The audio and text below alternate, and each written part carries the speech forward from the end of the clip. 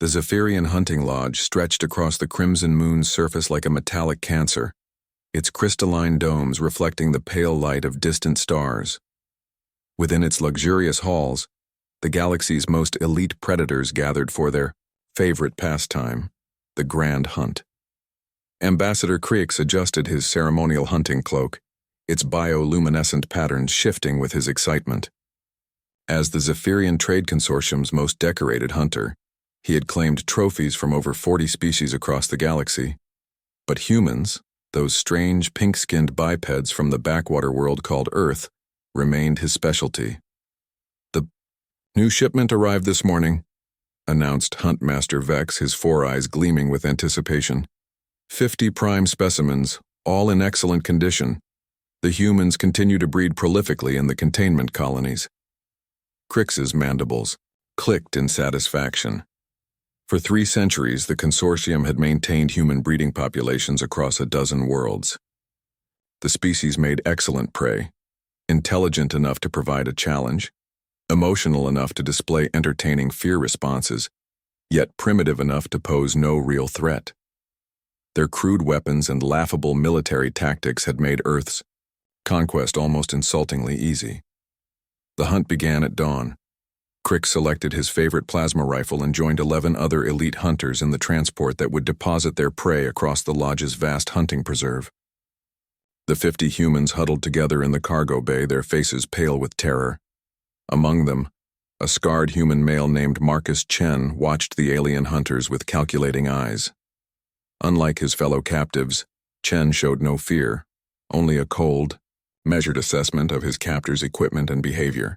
The other humans instinctively looked to him for leadership, recognizing something in his bearing that spoke of military experience. "Listen carefully," Chen whispered, as the transport descended toward the preserve. "I was Special Forces before. They took Earth.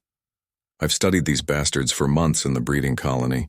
They're arrogant, overconfident, and they follow predictable patterns. We're not running scared animals anymore. We're soldiers, and it's time to act like it." The humans were released into the preserve's dense alien forest. According to tradition, the hunters would wait 6 hours before beginning their pursuit, allowing their prey to scatter and hide. It was meant to be sporting. But Chen had no intention of hiding. Instead, he organized the humans with military precision. The weak and injured were sent to predetermined safe zones with the few non-combatants. The able-bodied were divided into specialized teams: trackers, trap makers, and assault units. They had 6 hours to prepare for war. Using knowledge gleaned from years of captivity, Chen directed the construction of crude but effective weapons from the preserve's resources: spears with fire-hardened tips, slings loaded with sharp stones, pit traps concealed beneath forest debris. The humans worked with desperate efficiency, their fear transformed into focused rage. When the hunters entered the preserve, they expected to find scattered, panicked prey. Instead, they walked into a carefully orchestrated ambush.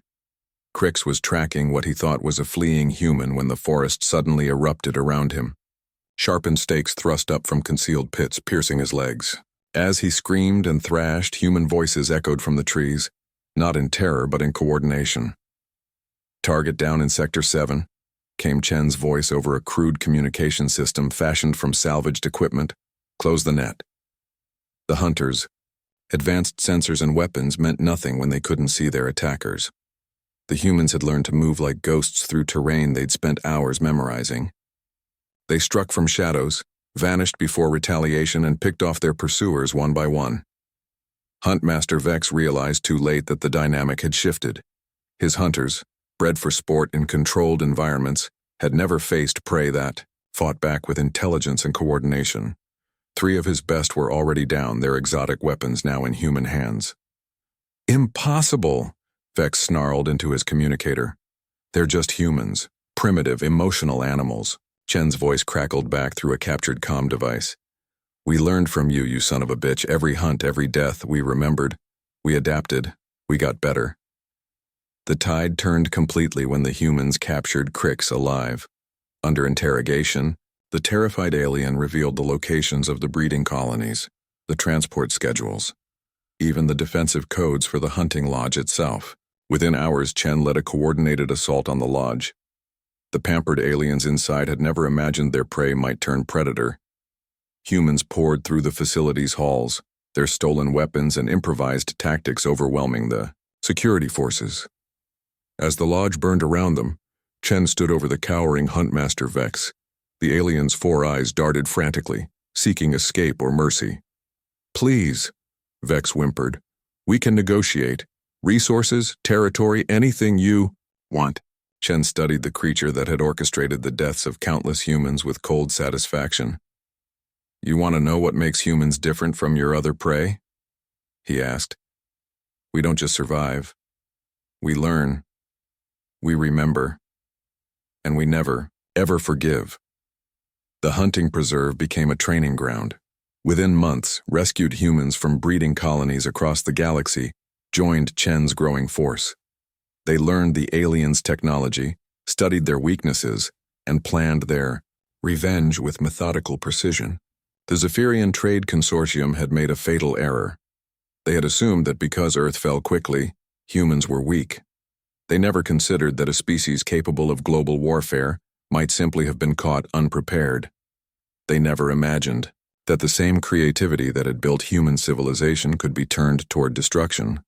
The hunters had become the hunted, and humanity was just getting started.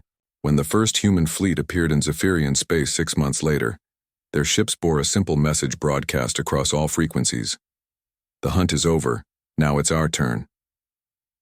The galaxy was about to learn why humanity had once been its own apex predator.